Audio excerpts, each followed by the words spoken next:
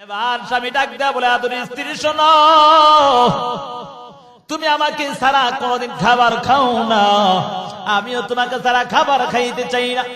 এরে আদরের স্ত্রী শোনো, তোমার কাছে আমি একটা আবদার রাখবো, তুমি কি আমার সেই আবদারটা রাখবা কিনা বলো। বলে কি এমন আবদার, কি এমন অনুরোধ, একটু জানতে চাই। বলে অনুরোধটা হলো, আমি যে অন্যায়গুলো করেছি তুমিও জানো এটা আমার অন্যায়, তবে আমি মরার পর আমাকে আল্লাহ জান্নাত দিবে না জাহান্নাম দিবে। বলে তুমি জানো অন্যায় কাজ করলে আল্লাহ জান্নাত দিবে না জাহান্নাম দিবে, এটা সবাই জানে। ও স্ত্রী আমার, আমি তো তোমার জন্য অন্যায় কাজগুলো করেছিলাম, আমার সন্তানদের জন্য অন্যায় কাজগুলো করছিলাম, সব তুমি জানো। এর আদরের স্ত্রী শোনো, যদি তুমি আমার একটু এই অন্যায়ের ভাগটা নিবা কিনা একটু জানতে চাও। স্ত্রীকে প্রশ্ন করে, স্ত্রী তুমি তো জানো অন্যায় করি, তো অন্যায়ের ভাগটা তুমি কিছু নিবে নিবে? আদরের স্বামী ডাক দেয়া বলে, স্ত্রী আমার শোনো, আমি যে অন্যায় করি সে অন্যায়ের ভাগ তুমি নিবা কিনা বলো। স্ত্রী বলে, কেন নিব? তুমি আমাকে বিবাহ করে তোমার ঘরে আমাকে বধূ বানাইলা, অথচ আমি কেন তোমার ঘরে তোমার অন্যায় কাজগুলো নিব? না না, এটা হতে পারে না, তুমি আমাকে খাওয়াইবা। স্বামী চোখের পানি ছেড়ে দেয়া বলে, এরে আদরের স্ত্রী, আমি তো তোমার জন্য তোমার খাওয়ানোর জন্য তো কিছুই করলাম, যদি আমাকে ভালোই বেসে থাকো তাহলে আমার অন্যায়ের ভাগটা কি তুমি নিতে পারবা না? বলে না না, আমি জাহান্নামে যেতে চাই না। নিরুপায় হইয়া আদরের সন্তানের কাছে দৌড়ায়। সন্তানের কাছে দৌড়ানোর পর সন্তানকে ডাক দেয়া বলে, সন্তান শোনো, আমি এই কাজগুলো করে এই কাজের ব্যাপারে তুমি অবগত আছো কিনা বলো। বলে, বাবা জানি তুমি অন্যায় কাজ করো, অর্থাৎ মানুষকে অন্যায় ভাবে হত্যা করো, এটা আমি জানি। বলে, এই কাজটা করা বড় অন্যায়, তুমিও জানো? বলে, হ্যাঁ জানি। বলে, কেন করি বলো। বলে, তুমি তো আমাদেরকে খাওয়ানো এবং লালন পালন করার জন্য করো। বলে, রে সন্তান, এই অন্যায় কাজগুলো করলে কি আমাকে আল্লাহ জান্নাত দিবে না জাহান্নাম দিবে? সন্তান নির্দ্বিধায় বলে দেয়, এটা তো করলে জাহান্নাম দিবে আল্লাহ। বলে, রে সন্তান, তোমাদের জন্য এত কষ্ট করি, রাত নাই দিন নাই কত রকমের অন্যায় করি রে সন্তান। ও সন্তান, তুমি কি পারবা আমাকে আমার অন্যায়ের একটু ভাগ নিতে? সন্তান ডাক দিয়া বলে, এরে আমার আব্বা জান্নাত, আমি কেন তোমার অন্যায়ের ভাগ নিতে পারবো না? আমি এই কাজ করতে পারবো না। বাবা কেমন যেন বেকার হয়ে গেল, কার জন্য এত কিছু করলাম, কার জন্য এত অন্যায় করলাম, কার জন্য মানুষকে হত্যা করলাম, সবাই তো দেখি আমার কেউ আমার অন্যায়ের ভাগ নিবে না। মনে বড় ভয়, কান্না করে আর দৌড়ায়, কোথায় গেলে আমার আল্লাহকে পাওয়া যাবে, কোথায় গেলে ক্ষমা পাওয়া যাবে, এই চিন্তা করিয়া ওই আল্লাহর বান্দার অন্তরের মধ্যে মনে ভয়, মনের মধ্যে চিন্তা, তওবা করবে, কিন্তু আমার মনে ভয় হয় এত মানুষকে হত্যা করেছে, আল্লাহ মাফ করবেনি। মনের মধ্যে চিন্তা নিয়া নিয়া ঘুরে আর দৌড়ায়, কেমন যেন পেরেশান পেরেশান ভাব। মানুষ দেখলে বলে, ভাই আপনি মনে হয় পেরেশান। বলে, পেরেশান। এবার ডাক দিয়া বলে, বলো আমাকে একটু জানা দেও, এই এলাকার মধ্যে কেউ কোনো আলেম আছে কিনা, যার কাছে গেলে আমি একটু তওবা করতে পারবো, আল্লাহর কাছে কান্না করব। সবাই মিলিয়ে একজন আবেদ লোককে দেখায় যাও, যাও তার কাছে যাও, গেলে দেখবা তার কাছে গেলে সঠিক পথ পাওয়া যাও। আল্লাহর বান্দা দৌড়ে গিয়া হাজির, গিয়া ডাক দিয়া বলে, এরে বান্দা বলো, আমি এমন এমন অন্যায় কাজগুলো করেছি যার কারণে আমার আল্লাহ আমাকে ক্ষমা করবেনি। এবার আল্লাহর বান্দা আবেদ বান্দা ডাক দিয়া বলে, রে আল্লাহর বান্দা শোনো, ক্ষমা করা আর না করা এটা একমাত্র আমার রবের ব্যাপার, তবে তুমি যে অন্যায় করেছো এই অন্যায় কারণে মনে হয় আমার আল্লাহ তোমাকে ক্ষমা করবে না। আল্লাহর বান্দা নিরাশ হয়ে গেল, মনের মধ্যে ভয়, চিন্তার চিন্তা, যদি আমার আল্লাহ আমাকে ক্ষমাই না করে তাহলে এই দুনিয়ার মধ্যে থেকে আর আমার লাভ কি, এবং আপনারও থেকে লাভ কি? আপনাকে হত্যা করে আমি 100টা পূরণ করবো না। 99টার পরে 100টা হত্যা করলেন। এবারও মনের মধ্যে একটা ভয়, মনের মধ্যে একটা চিন্তা ঢুকে গেল, হায় হায় একে একে 100টা পূরণ করে ফেললাম। তারপরে মনের মধ্যে চিন্তা যায় না, অতএব একমাত্র আল্লাহ তাকে হেদায়েত দিবে, এই জন্য মনে ভয়। মাইয়াহদিল্লাহু ফাহুয়াল মুহতাদ ওয়া মাইয়ুদলিল ফালান তাজিদা লাহু ওয়ালিয়াম মুরশিদা। সূরা কাহাফের মধ্যে আল্লাহ বলেন, আল্লাহ যাকে হেদায়েত দেয় তাকে পথ দেখানো ওয়ালা উপায় দেয়। কথা বলেন ঠিক নেই? আর যারে হেদায়েত না দেয় পথ দেখানো ওয়ালাও তার জন্য হয় না। আল্লাহ বলেন, ওয়াইয ক্বালা রাব্বুকা লিল মালাইকাতি ইন্নী জাইলুন ফিল আরদি খলিফা। যখন আল্লাহ দুনিয়ার জমিনে প্রতিনিধি বানাবেন, আল্লাহ যখন বনি আদমদেরকে বানাবেন, ফেরেশতাদের সাথে পরামর্শ করছেন আল্লাহ, অর্থাৎ কথা বললেন, আমি চাই দুনিয়ার জমিনে প্রতিনিধি বানানোর জন্য। কি চাই? প্রতিনিধি বানানোর জন্য। তারা ফেরেশতারা বলে, আতাজআলু ফিহা মান ইউফসিদু ফিহা ওয়া ইয়াসফিকুদ দিমা। আল্লাহ আপনি জাগর বানাইবেন, হেরা দুনিয়া থেকে দাঙ্গা হাঙ্গামা মারামারি রক্তপাত কত কিছু করব। আল্লাহ বলেন, আমি চাই দুনিয়ার জমিনে প্রতিনিধি বানাতে, অর্থাৎ বনি আদমদেরকে বানাতে। তো ফেরেশতাদের সাথে যখন বলে, ফেরেশতারা বলে, আল্লাহ আপনি যাদেরকে বানাবেন তারা দুনিয়ার জমিনে থেকে মারামারি রক্তপাত দাঙ্গা হাঙ্গামা করবে। তো আল্লাহ, আল্লাহ আমরাই তো আপনার গুণগান তাসবিহ গাওয়ার জন্য যথেষ্ট। আল্লাহ বলেন, ইন্নী আ'লামু মা লা তা'লামুন, আমি আল্লাহ যা জানি তোমরা তা জানো না। সুবহানাল্লাহ। তখন এখন আল্লাহ ফেরেশতাদের নিয়ে গর্ব করে, ফেরেশতারা আমার বান্দারা কি চায়? আল্লাহ আপনার জাহান্নাম থেকে মুক্তি, জান্নাত চায়। সুবহানাল্লাহ। কার কাছে চায়? আমি আল্লাহর, আপনার কাছে চায়। আল্লাহ বলে, তো তোমরা না বলছো তাদেরকে বানাইতে না? তারা আমাকে দেখছে? বলে না। তারা আমার জান্নাত জাহান্নাম দেখছে? বলে না। তো না দেখে বিশ্বাস, আমার জান্নাত জাহান্নাম না দেখে সব বিশ্বাস? বলে হ্যাঁ। তো বলে, তোরা সাক্ষী থাক, আমি আল্লাহর জাত ও সিফাতের কসম করে বলি, আমি প্রত্যেকটাই বান্দা বান্দীকে ক্ষমা করে দিলাম। সুবহানাল্লাহ। কথা বলেন, দাম আছে না নাই? এর জন্য কত কপাল ভরারা এখানে আসতে পারে না, ঠিক না? আল্লাহ সকলকে কবুল করেন, সকলে বলে আমিন। আল্লাহ আমলের নিয়তে দিলের কান দ্বারা শ্রবণ করার তৌফিক দান করুন। তো আমি যে কথাটা মূলত বুঝাতে চাচ্ছি,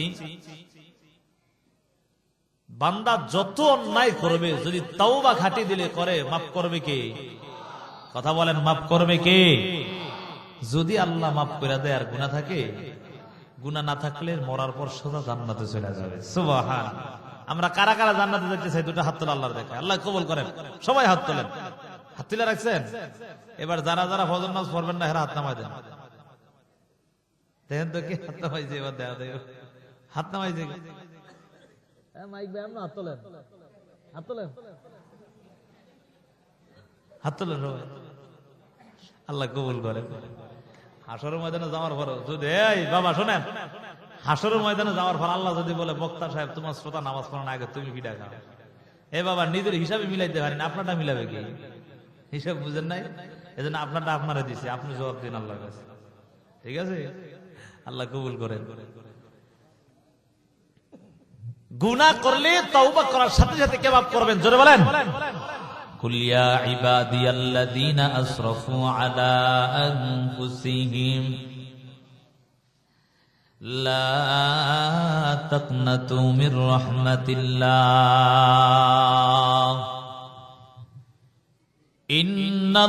ইন্নাল্লাহা ইয়াগফিরুয যুনুবা জামিআ ইন্নাহু হুয়াল গফুরুর রহিম। আল্লাহ কত দয়ালু, চিন্তা করছেন? আল্লাহ বান্দাদেরকে বলে, হে আমার বান্দা।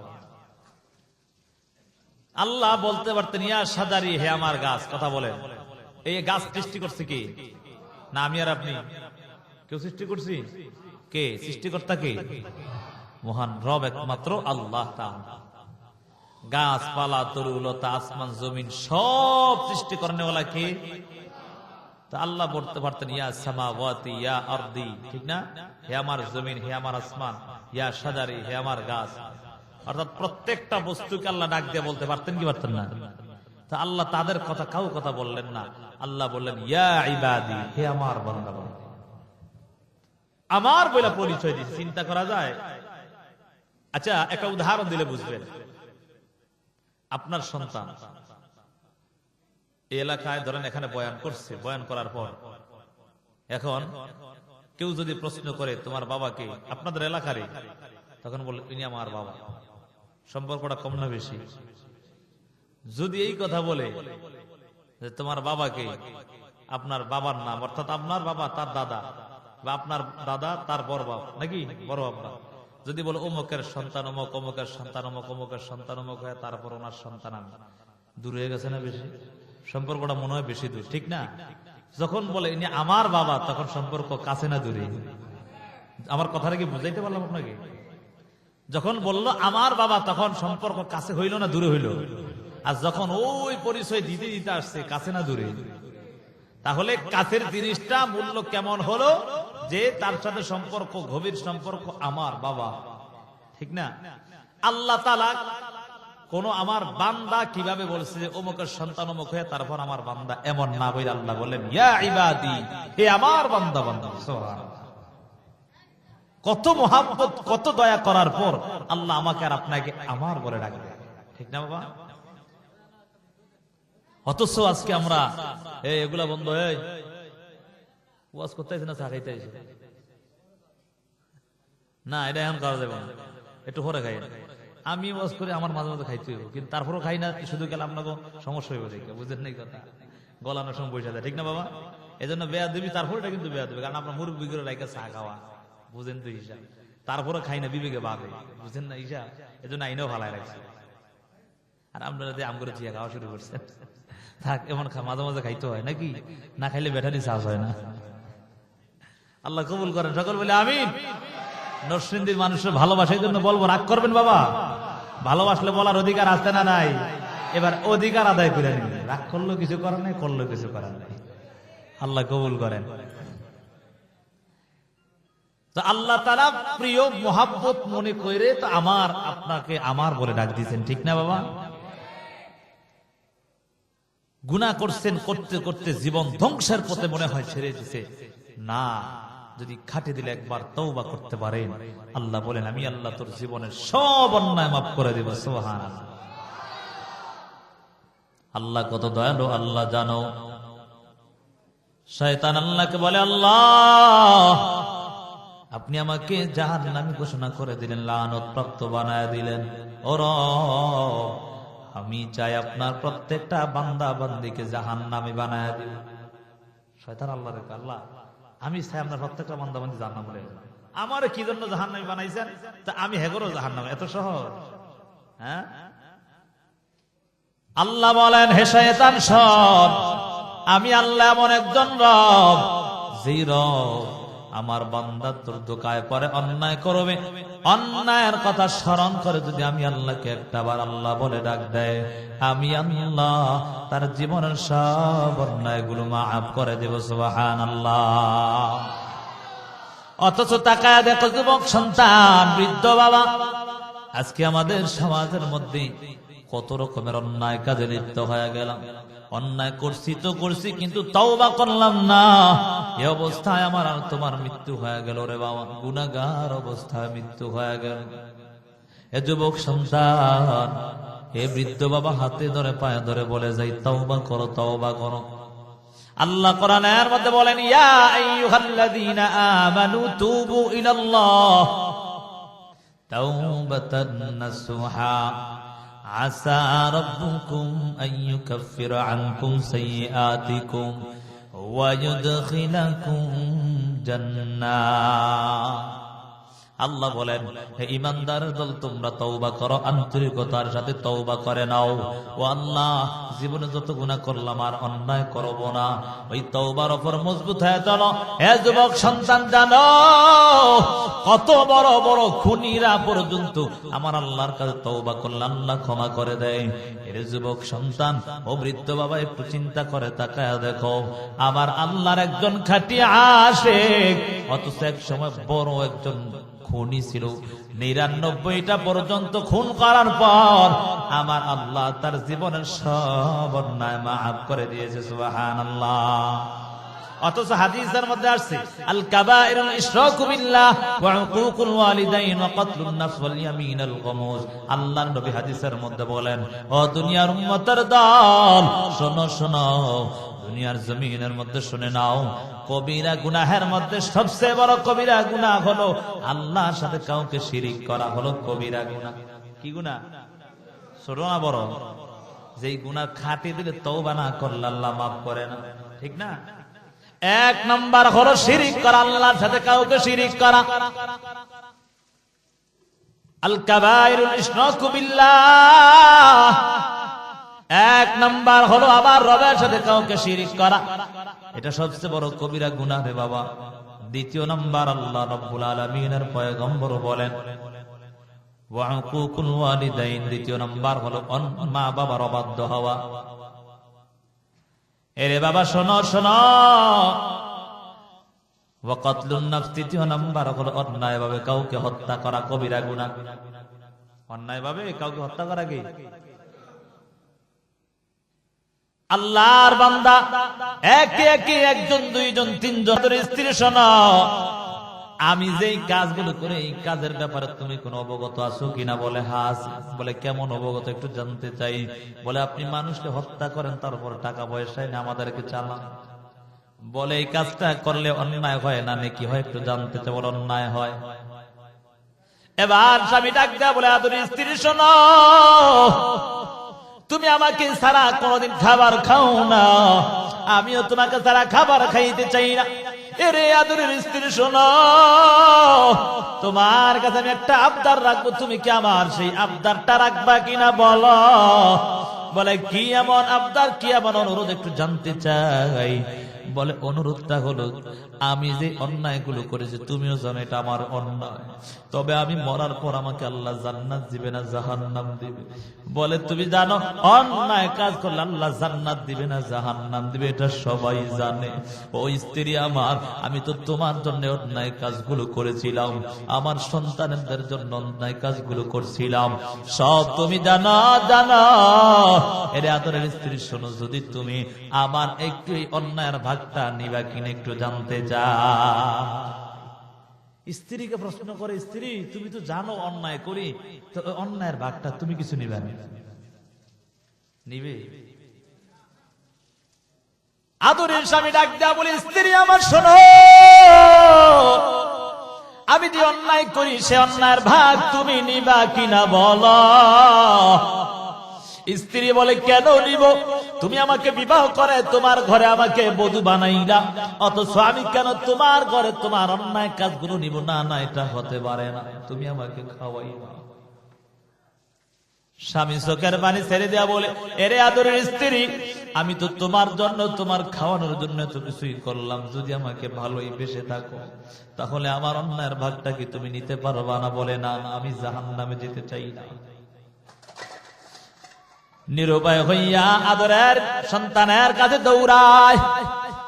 সন্তানের কাছে দৌড়ানোর পর সন্তানকে ডাক দেয়া বলে, সন্তান শোনো, আমি এই কাজগুলো করে এই কাজের ব্যাপারে তুমি অবগত আছো কিনা বলো। বলে বাবা জানি তুমি অন্যায় কাজ করো, অর্থাৎ মানুষকে অন্যায় ভাবে হত্যা করো, এটা আমি জানি। বলে এই কাজটা করা বড় অন্যায়, তুমিও জানো? বলে হ্যাঁ জানি। বলে কেন করি বলো। বলে তুমি তো আমাদেরকে খাওয়ানো এবং লালন পালন করার জন্য করো। বলে রে সন্তান, এই অন্যায় কাজগুলো করলে কি আমাকে আল্লাহ জান্নাত দিবে না জাহান্নাম দিবে? সন্তান নির্দ্বিধায় বলে দেয় এটা তো করলে জাহান্নাম দেবে আল্লাহ। বলে রে সন্তান, তোমাদের জন্য এত কষ্ট করি, রাত নাই দিন নাই, কত রকমের অন্যায় করি রে সন্তান। ও সন্তান, তুমি কি পারবা আমাকে আমার অন্যায়ের একটু ভাগ নিতে? সন্তান ডাক দিয়া বলে, এরে আমার আব্বা জান, না না, আমি কেন তোমার অন্যায়ের ভাগ নিব? নিতে পারবো না, আমি এই কাজ করতে পারবো না। বাবা কেমন যেন বেকার হয়ে গেল। কার জন্য এত কিছু করলাম, কার জন্য এত অন্যায় করলাম, কার জন্য মানুষকে হত্যা করলাম? সবাই তো দেখি আমার কেউ আমার অন্যায়ের ভাগ নিবে না। মনে বড় ভয়, কান্না করে আর দৌড়ায়, কোথায় গেলে আমার আল্লাহকে পাওয়া যাবে, কোথায় গেলে ক্ষমা পাওয়া যাবে। এই চিন্তা করিয়া ওই আল্লাহর বান্দার অন্তরের মধ্যে মনে ভয়, মনের মধ্যে চিন্তা, তওবা করবে, কিন্তু আমার মনে ভয় হয় এত মানুষকে হত্যা করেছি, আল্লাহ মাফ করবেনি। মনের মধ্যে চিন্তা নিয়া নিয়া ঘুরে আর দৌড়ায়, কেমন যেন পেরেশান পেরেশান ভাব। মানুষ দেখলে বলে, ভাই আপনি মনে হয় পেরেশান। বলে পেরেশান। এবার ডাক দিয়া বলে, বলো আমাকে একটু জানা দেও, এই এলাকার মধ্যে কেউ কোনো আলেম আছে কিনা, যার কাছে গেলে আমি একটু তওবা করতে পারবো, আল্লাহর কাছে কান্না করব। সবাই মিলিয়ে একজন আবেদ লোককে দেখায় যাও, যাও তার কাছে যাও, গেলে দেখবা তার কাছে গেলে সঠিক পথ পাওয়া যাও। আল্লাহর বান্দা দৌড়ে গিয়া হাজির, গিয়া ডাক দিয়া বলে, এরে বান্দা বলো, আমি এমন এমন অন্যায় কাজগুলো করেছি যার কারণে আমার আল্লাহ আমাকে ক্ষমা করবেন। এবার আল্লাহর বান্দা আবেদ বান্দা ডাক দিয়া বলে, রে আল্লাহর বান্দা শোনো, ক্ষমা করার না করা এটা একমাত্র আমার রবের ব্যাপার। তবে তুমি যে অন্যায় করেছো, এই অন্যায় কারণে মনে হয় আমার আল্লাহ তোমাকে ক্ষমা করবে না। আল্লাহর বান্দা নিরাশ হয়ে গেল, মনের মধ্যে ভয়, চিন্তার চিন্তা, যদি আমার আল্লাহ আমাকে ক্ষমাই না করে, তাহলে এই দুনিয়ার মধ্যে থেকে আর আমার লাভ কি, এবং আপনারও থেকে লাভ কি? আপনাকে হত্যা করে আমি 100টা পূরণ করবো না, 99টার পরে 100টা হত্যা করলেন। এবারও মনের মধ্যে একটা ভয়, মনের মধ্যে একটা চিন্তা ঢুকে গেল, হায় হায় একে একে 100টা পূরণ করে ফেললাম। তারপরে মনের মধ্যে চিন্তা যায় না, অতএব একমাত্র আল্লাহ তাকে হেদায়েত দিবে, এই জন্য মনে ভয়। من يهد الله فهو المهتد ومن يضلل فلن تجد له وليا مرشدا। সূরা কাহাফের মধ্যে আল্লাহ বলেন, আল্লাহ যাকে হেদায়েত দেয় তাকে পথ দেখানো ওয়ালা উপায় দেয়। কথা বলেন ঠিক? আর যারা হেদায়েত না দেয়, পথ দেখানো ওয়ালাও তার জন্য হয় না। আল্লাহর বান্দার অন্তরের মধ্যে কেমন যেন চিন্তার ভয়, আমার আল্লাহ আমাকে ক্ষমা করবে কিনা। মনের মধ্যে চিন্তা নিয়ে কাঁদে আর ঘুরে, কোথায় গেলে আমি ক্ষমা পাবো, কোথায় গেলে ক্ষমা পাবো। কেমন যেন রাস্তা দিয়া পাগলের মতো ঘুরে আর চিন্তা করে, হায় হায় কত মানুষকে হত্যা করলাম, কত মা সন্তান হারা করলাম, কত সন্তানকে স্বামী হারা করলাম, কত স্বামীকে স্ত্রী হারা করলাম, জীবনে কত অন্যায় করেছি, আমার আল্লাহ আমাকে ক্ষমা করবে না। মনের মধ্যে এমন ভয় নিয়া পাগলের মতো দৌড়ায়। আল্লাহর কিছু বান্দারা দেখার পর বলে, মনে হয় তুমি কেমন যেন পেরেশান পেরেশান ভাব। বলে, হ্যাঁ পেরেশানি ভাব। বলে, কেন পেরেশান একটু জানতে চাই। বলে, আমি চাই একজন একজন আল্লাহর বান্দা আমাকে দেখাও, যাকে দেখলে, যার কাছে গেলে আমি হেদায়েতের পথ পেয়ে যাব। আল্লাহর বান্দারা সংবাদ দিয়া দিল, অমুক এলাকায় যাও, গিয়া দেখবা একজন আলেম আছে, তার কাছে গেলে তোমাকে পথ দেখাইতে পারে। যদি যাও, যদি তার কাছে যাও, তোমাকে পথ দেখাইয়া দিতে পারে। আল্লাহর বান্দা নিজামউদ্দিন কেমন যেন মনের মধ্যে ভয় নিয়ে গোসল করলেন, পবিত্র হয়ে গেলেন। এখন যাবে তওবা করবে, মনের মধ্যে মন আশা নিলেন। তওবা করার জন্য ঘর থেকে বের হয়ে যায়। ঘর থেকে কয়েক কদম দেওয়ার পর আজরাইল এসে সামনে হাজির হয়ে যায়। সামনে হাজির হইয়া আজরাইল সামনে হাজির হয়ে বলে, রে আল্লাহর বান্দার সামনে যাওয়ার সুযোগ নাই, না না সামনে যাওয়া যাবে না, তোমার হায়াত এখানেই শেষ হয়ে গেছে। সাথে সাথে জানটা কবজ করে নিয়ে গেল। আল্লাহর বান্দা জমিনের মধ্যে পড়ে রইল। জান্নাতের ফেরেশতারাও আসছে, জাহান্নামের ফেরেশতারাও দৌড়ে আসছে তার রূহটা নেওয়ার জন্য।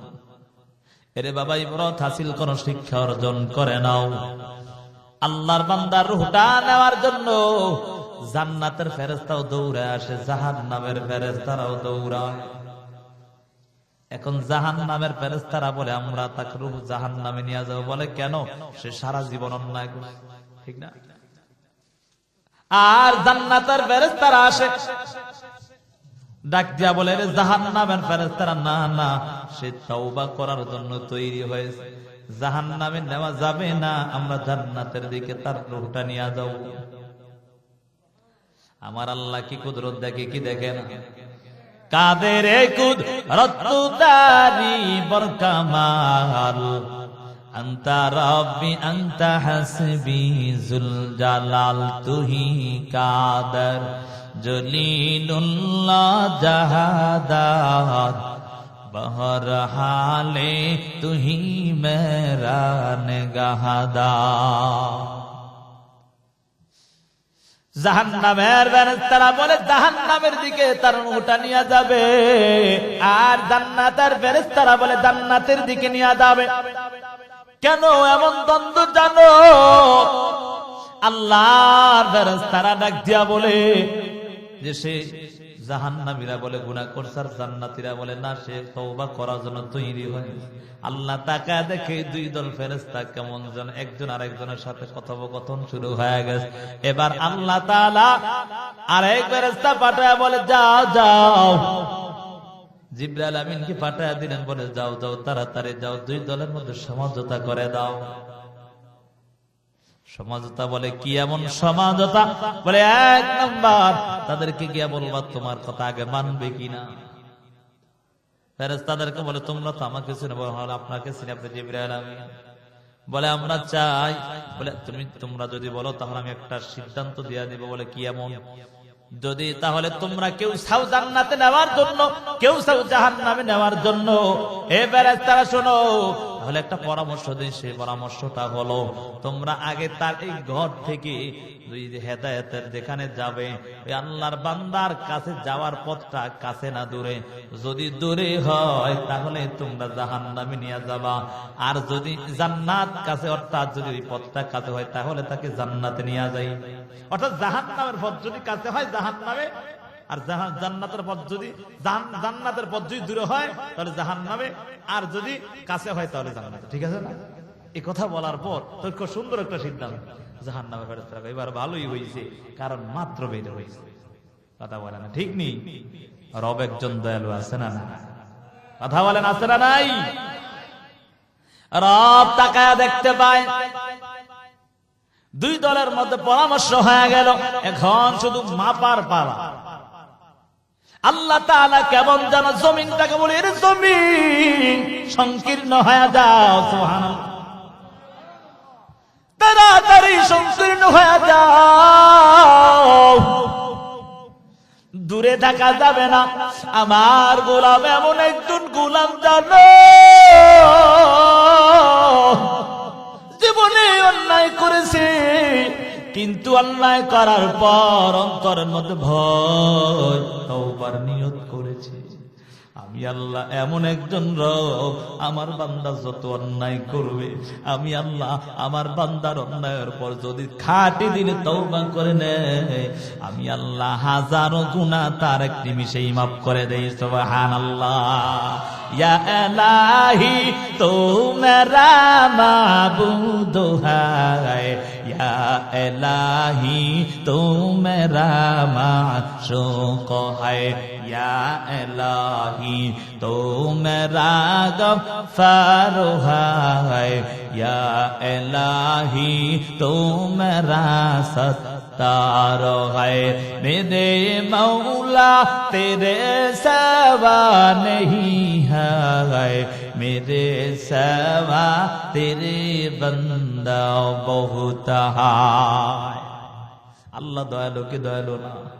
আল্লাহর একজন বান্দি বাইতুল্লাহর কিনারায় ঘুরে আর দৌড়ায়, বাইতুল্লাহর কিনারায় দৌড়ায় আর বলে, ও দয়ার মালিক, ও দয়ার আল্লাহ, আপনার এই দুনিয়ার জমিনে বহু বান্দা আছে, আমি বান্দাকে ছাড়া আপনার বহু বান্দা আছে ও রব, কিন্তু আপনাকে ছাড়া তো আমার আর কোনো আল্লাহ নাই। ও আল্লাহ, আপনি আমাকে ক্ষমা করে দেন। আল্লাহ ডাক দিয়া বলে, এরে আমার বান্দি শোন, তুই আর কারো কাছে ক্ষমা চাস না, আমি আল্লাহর কাছে ক্ষমা চেয়েছো, আমি আল্লাহ তোর জীবনের সব অন্যায় গুলো মাফ করে দিলাম। সুবহানাল্লাহ। এই জন্য যুবক সন্তান, জীবনে কত অন্যায় করেছো, কত নামাজ কাজা দিয়েছো, কত নামাজ নষ্ট করে দিয়েছো, আর নামাজ ছাড়া যাবে না, আর জীবনে অন্যায় করা যাবে না। তওবা করো, তওবা করো। আমার আল্লাহ শুধু তোমার দিকে তাকায় আছে, কখন বান্দা তওবা করবে। আমার আল্লাহ তওবা করতে দেরি হবে, আর ক্ষমা করতে দেরি করবে না। সুবহানাল্লাহ। এজন্য তওবা করার দরকার আছে না নাই? এ যুবক, জীবনে কত অন্যায় করলি, নামাজ পড়লি না, রোজা রাখলি না, কত রকমের অন্যায়, মা বাবার সাথে কত অন্যায় করলি রে যুবক সন্তান। এ যুবক, একটা বারো কি চিন্তাও করলি না, আমার রবের কাছে যে দণ্ডায়মান তোমার হতে হবে, রবের কাছে দাঁড়াতে হবে, এই চিন্তাটা তোমার মধ্যে কোনোদিনও হলো না। হে কলিজার টুকরা যুবক সন্তান ও বৃদ্ধ বাবা, পর্দার আম্মা জানেরা, একটা বারো কি তোমার মধ্যে মনের মধ্যে ভয় নাই যে আল্লাহ তাআলা এত মায়া করে আদর করে বানালো, এত দয়া করে বানাইয়া, এত আদর করে বানাইয়া কেমনি আমার মাওলার নাফরমানি করো? যুবক সন্তান, যখন কোন অন্যায় কাজে লিপ্ত হয়ে যাও, আল্লাহ বলেন, ইয়া আইয়ুহাল ইনসান মা গুররাকা বিরাব্বিকাল কারীম। এরে ইনসানের দল, হে মানুষের দল, তোদেরকে তোদের রবের প্রতি কোন জিনিস ধোঁকায় পালায়া দিল? অন্যায় করা যাবে না। হে যুবক সন্তান, একটু চিন্তা করো, একটু ভাবে দেখো রে বাবা, আজকে দুনিয়ার মালিকের কাজ না করলে মালিক বেতন দেয়নি? দেয়? হ্যাঁ, যদি কাজ না করি বেতন দিবে? কাজ না করে বেতন চাইলে ফিরা দিবে না বেতন দিবে? কাজ না কইরা মালিকের তো কাজে যদি বেতন চাও, শুধু পিডানি না, এমন হাত পা ভেঙেও দিতে পারে, ঠিক না? কেন কেন বলে, এক নাম্বার কারণ, কাজই করো না, আবার বেতন কেমনে দিবে তোমার? এ যুবক সন্তান, ও বৃদ্ধ বাবা, একটা বারো কি চিন্তা করো নাই?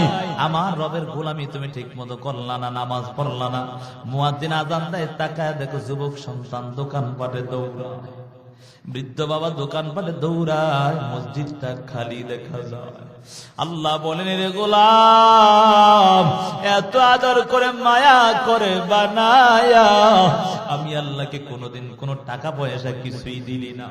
আমি আল্লাহ তোর এত আদর করে মায়া করে বানাইলাম, আমি আল্লাহ তোর কাছে কিছুই চাইলাম না। তারপর আল্লাহ এত সুন্দর করে তোকে জীবনটা দান করলাম, এত সুন্দর করে জিসিমটা দান করলাম, এত সুন্দর হাত পা গুলো আমি আল্লাহ ফিট করে দিলাম, আমি আল্লাহ এত সুন্দর ভাবে চক্ষু দুইটা লাগায় দিলাম, আমি আল্লাহ পারতাম তোর চক্ষু দুইটা অন্ধ বানায় দিতে, কথা বলেন ঠিক নেই?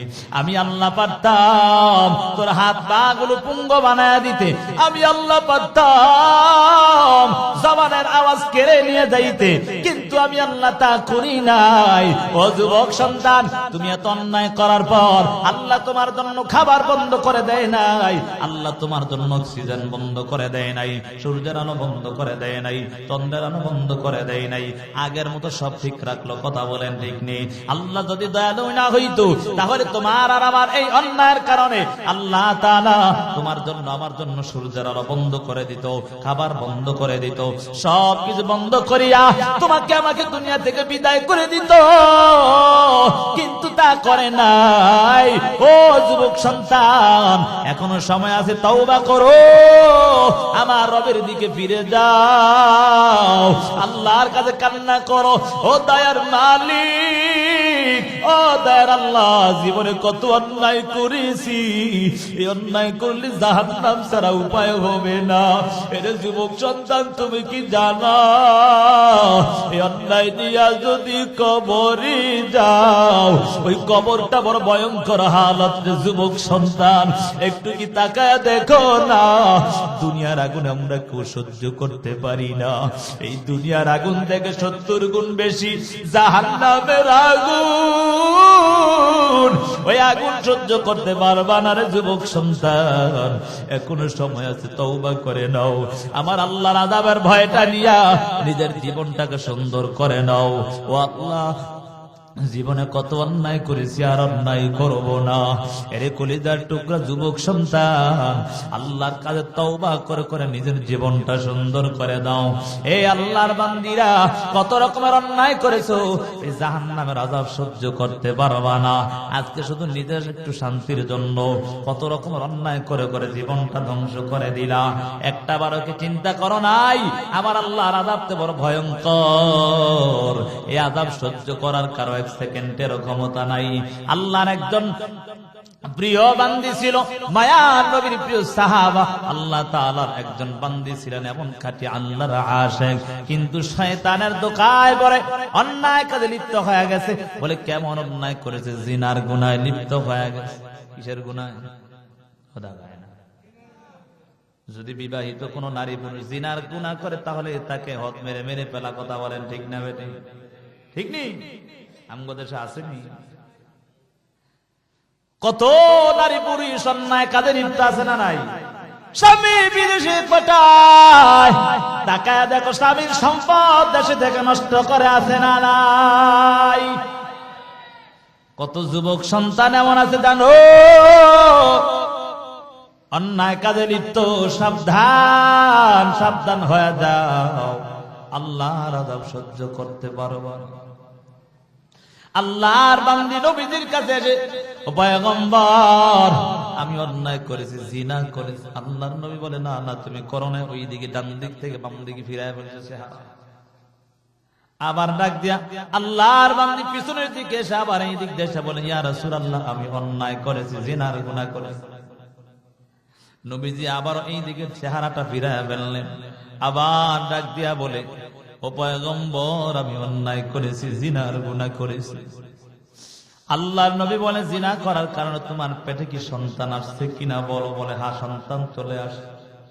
এবার নবী বলে, এ আল্লাহর বান্দি শোনো, তোমার সন্তান যতদিন না পর্যন্ত দুনিয়ায় ভূমিষ্ঠ হবে, তোমার উপর কোনো হদ জারি করা যাবে না। তোমার উপর কোনো হদ জারি করা যাবে না। মনের মধ্যে এমন চিন্তা নিয়ে আল্লাহর বান্দিকে বলে, তোমার মধ্যে কোনো হদ জারি করা যাবে না, কারণ তোমার সন্তান পেটে চলে আসছে, সেই সন্তান আগে দুনিয়ায় আসতে হবে। চলে গেল। ফিরে চলে যাওয়ার পর এবার সন্তান যখন দুনিয়ায় ভূমিষ্ঠ হলো, একদিন না যেতে দ্বিতীয় দিন আইসা নবীর দরবারে আবার হাজির সন্তান নিয়ে। মায়ার নবীর কাছে এসে বলে, পয়গম্বর, আপনি বলেছেন সন্তান ভূমিষ্ঠ হওয়ার পর আসতে, তারপর হজ জারি হবে, আমি আসলাম সন্তান নিয়ে। এবার নবী বলেন, হে বোন হত্যাতে আল্লাহর বান্দি শোনো, তোমার পেটে যে সন্তান ছিল, সেই সন্তান দুনিয়া আসছে, এখন তোমার মধ্যে তার খাবার আল্লাহ নিয়োজিত রাখছে, ঠিক না? তোমার স্তনের মধ্যে তার খাবার, অতএব আগে খাবার খাওয়াইতে হবে, কারণ এখন সে তাকে কে পালবে। এজন্য খাবার খাওয়াইয়া যদি যখন সেই দুধ পাত অন্য কিছু খেতে পারে, তখন তুমি তাকে নিয়ে আসবে আমার। আল্লাহর বান্দি মনের মধ্যে ভয় চিন্তা করে আর কান্না করে, ও দয়ার মালিক, ও দয়ার আল্লাহ, কত এমন একটা অন্যায় করেছি রে আল্লাহ, জাহান্নাম ছাড়া উপায় হবে না। আল্লাহর বান্দি কান্না করে আর ডাক দিয়া বলে, ও আল্লাহর নবী, যদি আমি অবস্থায় মারা যায়, আমার অবস্থাটা কি হয়ে যাবে? পয়গম্বর বলে, এটা তো আর জানি না মারা যাবে কিনা না যাবে, তবে দোয়া করে দিলাম আল্লাহ যেন তোমাকে হায়াত দান করে। আল্লাহর বান্দি এক 2 মাস 3 মাস 6 মাস যাওয়ার পর এবার ছোট বাচ্চাটাকে অন্য কিছু খাওয়ানোর পদ্ধতি আস্তে আস্তে শিখাইয়া দিলেন। যখন 6 মাস গেল, তার মধ্যেই আল্লাহর বান্দি পুরা অন্য খাবার খাওয়াইতে পারে। 6 মাস যাওয়ার পর আল্লাহর বান্দির ছোট সন্তানটাকে নিয়ে মায়ার নবীর দরবারে হাজির। আল্লাহর নবীকে ডাক দেয়া বলো, পয়গম্বর আপনি তো বলেছেন সন্তান ভূমিষ্ঠ হওয়ার পর আসতাম, ওই সময় আসলাম, আপনি আমাকে তাড়ায়া দিলেন। ও পয়গম্বর আপনি তো বলেছেন সন্তান দুধ পান তার অন্য কিছু খাইতে পারলে তারপর আবার নিয়ে আসতে। ও নবী এবার আসছে, আপনি আমাকে আর তাড়ায়া দিয়েন না তৃতীয়বারের মতো। আল্লাহর বান্দি বলে, ও পয়গম্বর আপনি আমার উপর হাত জারি করে দেন। আল্লাহ নবী এবার নিরুপায় হইয়া সাহাবায়ে কেরামদেরকে ডাক দেয়া বলেন, সাহাবায়ে কেরাম যাও যাও, আগে তার পাথরের মতো অর্থাৎ বালুর মধ্যে পুরা বুক পর্যন্ত পুঁতে ফেলো, তারপর তাকে পাথর নিক্ষেপ করো। পাথর নিক্ষেপ করে করে দুনিয়া থেকে বিদায় করে দাও। আল্লাহর নবী এভাবে যখন সাহাবায়ে কেরামদেরকে আদেশ করলেন, সাহাবায়ে কেরাম সাথে সাথে আদেশটা পূরণ করতে লাগলেন। আল্লাহর বান্দিকে নিয়ে সাথে সাথে পুঁতা পেয়ে এমন ভাবে আঘাত আর আঘাত, এমন পাথর নিক্ষেপ শুরু করলেন। আল্লাহর বান্দির মাথার মধ্যে আর শরীরের মধ্যে আঘাত আর আঘাত, এমন আঘাত শুরু হয়ে যায় কেমন যেন শরীর থেকে রক্ত আর রক্ত বের হয়। পয়গম্বরের প্রিয় সাহাবী আলী রাদিয়াল্লাহু তাআলা পাথর নিক্ষেপ করার পর একটু রক্ত এসে আলীর গায়ে পড়ে গেছে। আলী নবীর কাছে বর্ণনা করে তুই আল্লাহর বান্দির ঘটনা বর্ণনা করে আর বলে, ও পয়গম্বর এই গুনাহগারকে যখন আমি পাথর মেরে দিই তার রক্তগুলো আমার গায়ে এসে লাগছে, নাকটা একটু কেমন যেন বাঁকা করছে। বুঝেননি কথা? মানে ঘৃণা করছে।